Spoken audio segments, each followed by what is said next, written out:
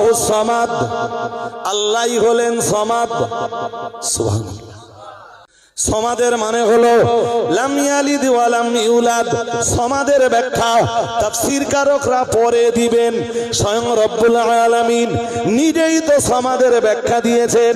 ও বাবাজিরা ভাইরা, মহান আল্লাহ বললেন সূরা ইখলাসের ভিতরে বললেন আল্লাহুস সামাদ, আল্লাহ পাক রব্বুল আলামিন বললেন আল্লাহই হলেন সমাদ।